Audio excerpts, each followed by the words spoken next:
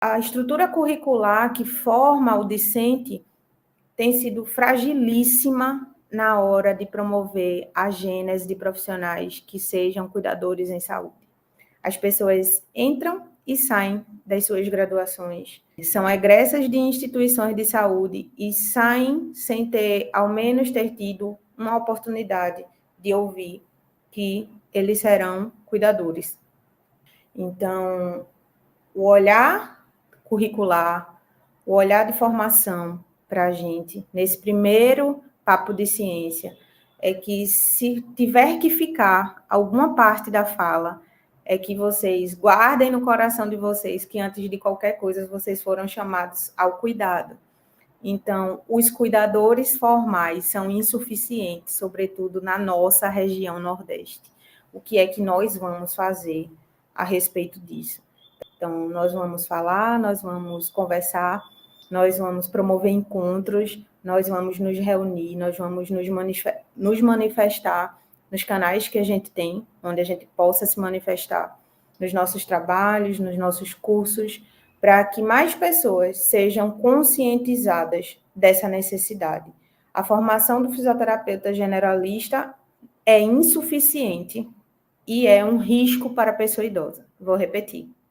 A formação generalista dos cursos de fisioterapia, dos bacharelados em fisioterapia, é insuficiente e gera profissionais que podem produzir alguns riscos severos, importantes e, em alguns casos, irreversíveis para a pessoa idosa. Então, hoje a gente tem um cenário em que a gente conseguiu acrescentar anos de vida para a nossa população, as pessoas estão realmente vivendo mais, mas infelizmente, na maioria dos casos, a gente não conseguiu adicionar vida aos anos. Essas pessoas não estão envelhecendo com qualidade, ainda mais quando a gente olha aqui para o nosso país, né? Porque teve esse tão acelerado. Então, como fisioterapeutas, a gente também tem essa missão. Como é que a gente pode oferecer melhor qualidade de vida a essas pessoas idosas?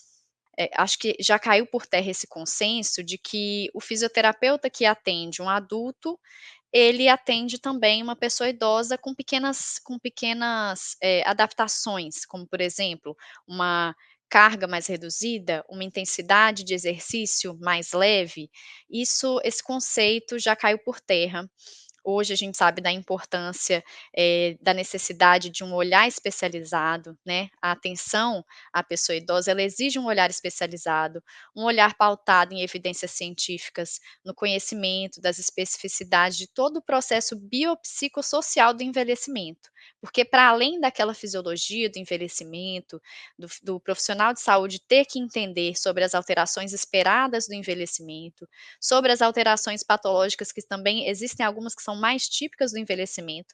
Para além disso, o profissional que lida com a pessoa idosa, ele tem que estar preparado para entender o contexto social, o contexto psicológico que envolve um envelhecimento e principalmente o envelhecimento num país e num contexto como o nosso. Se eu tenho uma pessoa idosa que tem uma tendência para ter quedas posteriores, essa pessoa idosa que tem tendência para quedas posteriores, elas não devem utilizar andadores fixos, por exemplo, que ele precisa fazer a elevação do andador para poder dar o passo, para fazer a deambulação, porque à medida que ele faz isso, ele pode ter os ajustes antecipatórios alterados e gerar quedas, ou seja, o dispositivo auxiliar, ao invés de auxiliá-lo na locomoção, pode provocar quedas que são extremamente perigosas, como a gente sabe.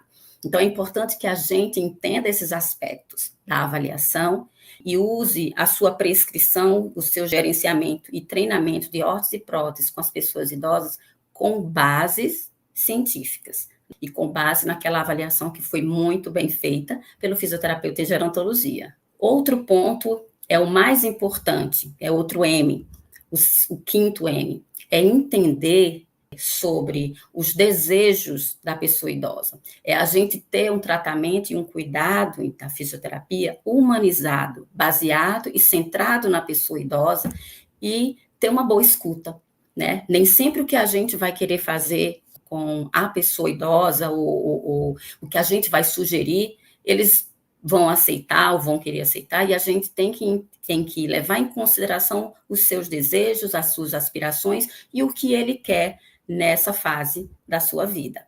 O fisioterapeuta em gerontologia, ele pode exercer diversas atribuições. Eu, por exemplo, já fui da docência da fisioterapia em gerontologia, já tive essa atribuição, então já estive no ensino, já estive em auditorias, já estive na assistência clínica direta no paciente, e hoje eu trabalho muito mais com empreendedorismo, gestão, planejamento, gerenciamento e responsabilidade técnica.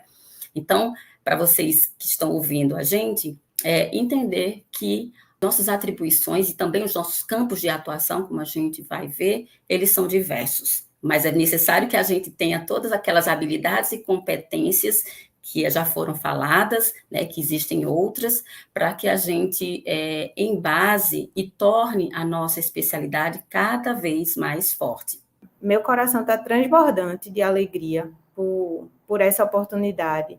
Esse era um grande sonho, ver o CREFITO, né, sendo uma agência, né, de transformação da nossa cidade. Eu olho para as ruas do Recife com muita tristeza, porque eu queria muito que a minha cidade fosse uma cidade que tivesse um design universal, que fosse uma cidade amiga da pessoa idosa. Então, quando eu olho para as dificuldades da minha cidade, eu costumo não culpar as outras pessoas, eu costumo olhar para mim e dizer, será que pelo menos eu estou falando disso, né? Então, que a gente faça um pouquinho, se cada um fizer um pouquinho, daqui a pouco vai surgir um movimento forte na prefeitura das nossas cidades, e a gente vai conseguir entrar nos espaços públicos e promover as mudanças que não só são necessárias, como são urgentes.